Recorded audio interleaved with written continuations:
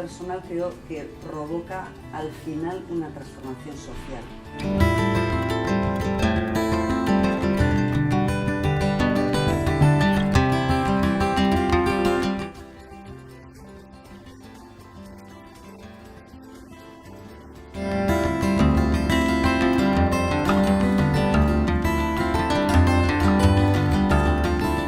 Cuando no hay confianza, prácticamente nada es posible, o muy pocas cosas son posibles, ¿no?